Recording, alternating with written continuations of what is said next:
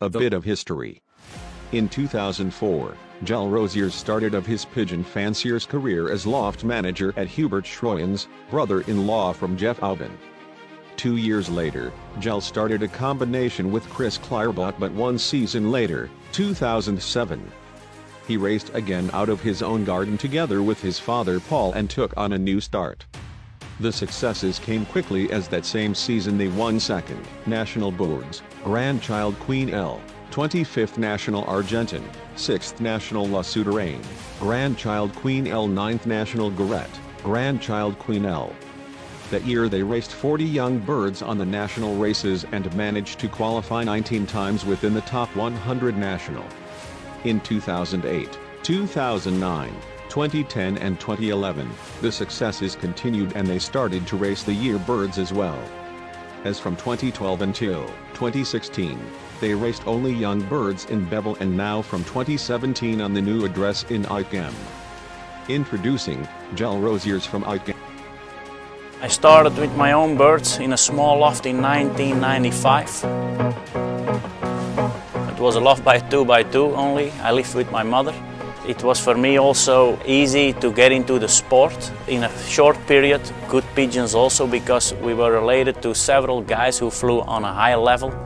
The most famous name was, of course, the Huben family. My grandmother was related to the wife of Jeff Huben. When I was, I think, around 12 years, I was going often to them, helping at their place if necessary and possible, of course, for me.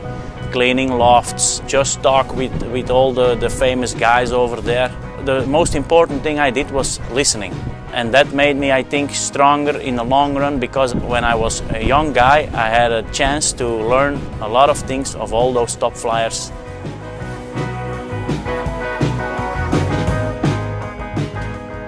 In 2004, Queen L, our basic hen, she won 1st national on La Souterraine.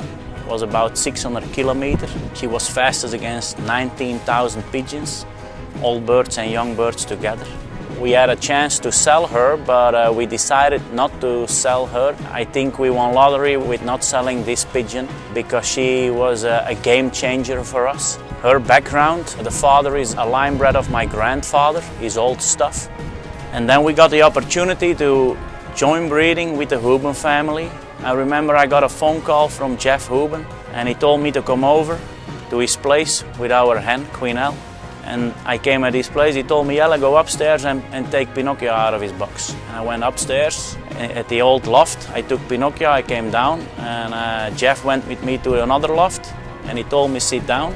He took a nest ball, he put the nest ball into a box. He took Queen L, he put her in that box, and he took Pinocchio and he paired them up. And all of a sudden I was asking, what are you doing now? And he told me, son, now you're going to be a pigeon flyer. All of a sudden a lot of things changed for us in just a few minutes.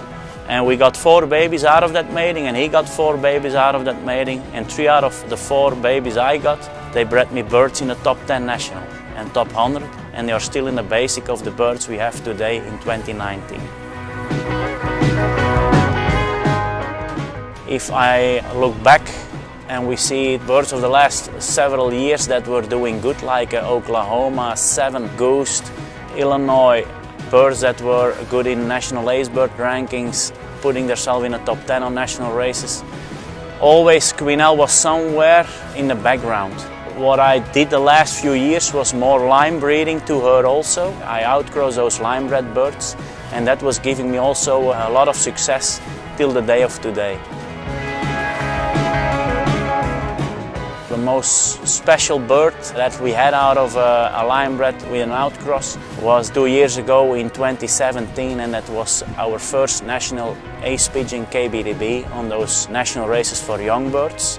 That was something I tried to achieve already for almost 10 years, to win national bush and to win that national ace pigeon, and I was so lucky to do it in 1 year. That national ace pigeon was the most special thing. We named her, because of that we named her new Queen L. She has the same color of eye. She's almost a lookalike like Queen L. That's why we named her new Queen L. The same year we had out of a line bred with another outcross, also Gust, and he was our national winner from Bourges. He was fastest against almost 60,000 birds.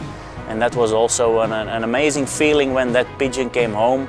The first guy that I called to tell that I won was one of my best friends and a guy who taught me also a lot. And that was Tony Malucci from USA. The man, he passed away a few weeks ago, and it was also a big loss we had. Well, yeah, that's life. We have to go forward, and it is what it is. But those moments you will never forget in your lifetime, because those were special, and they were always connected to some people. And the most special thing also was that day when we won national. It was the birthday of Jeff Houben, and it was also something that we will never forget.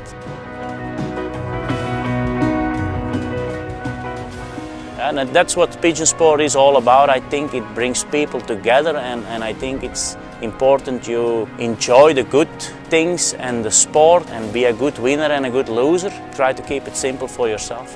To fly young pigeons, that's the thing I like the most on those national races, 500-600 kilometers. I keep sexes separated. As soon as I see cockbird chasing hens, cocks to one side and hens to the other side. With my pigeons, they are in the dark system and later on in the lightning system. Because of the dark system, they will body mold very heavy. After the body mold, we start the road training, and then we start to participate the races with the club. First short distance, and then we go up to the national races.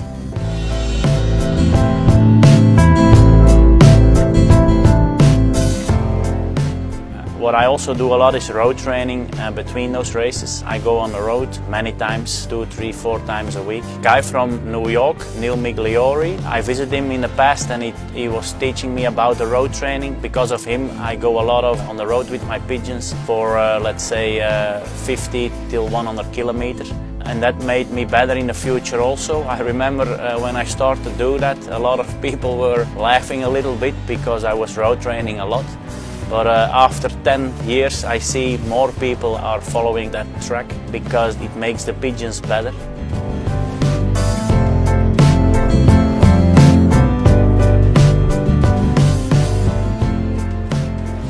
I also see and think how better my competitors get, how better I can get. That keeps you awake, and that will make you better.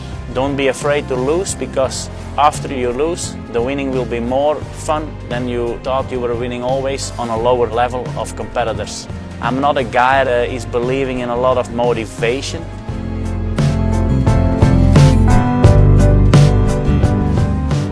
I ship my birds, they come home. I have no nest boxes in the loft, just perches and feed perches. When they come home from the race, they can do what they want for just a short period, and then I separate sexes again. I ship weekly my pigeons. They go week after week. We fly 4 national races in 2019 and 2 provincial races, and let's say it's an average of about 520 kilometers per race, and the same pigeons will go race after race. We had in the past 7 national races in 2013, and then my pigeons flew 7 national races with an average of 530 kilometers per race.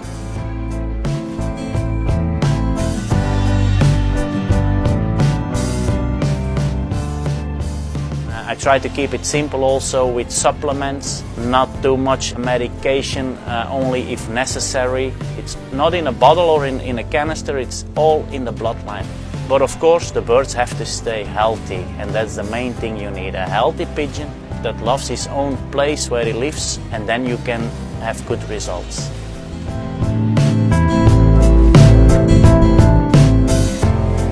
I think in the long run we all gonna go that way. I think more professional. What made me better also is co-working with one of my best friends, also Eddie Noel. He's a very, very clever guy when we talk about even the pigeon feed. He's also very smart when you talk about just the supplements, but not to overuse the supplements, because it's also killing the pigeon. If you use too many things all the time, it's not necessary, and people, they think it's necessary.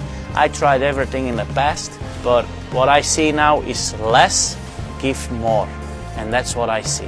What made me better was, of course, the pigeons, because if I had maybe birds from just around the corner, I was not that good as we are today. It's all about common sense, and keep it simple.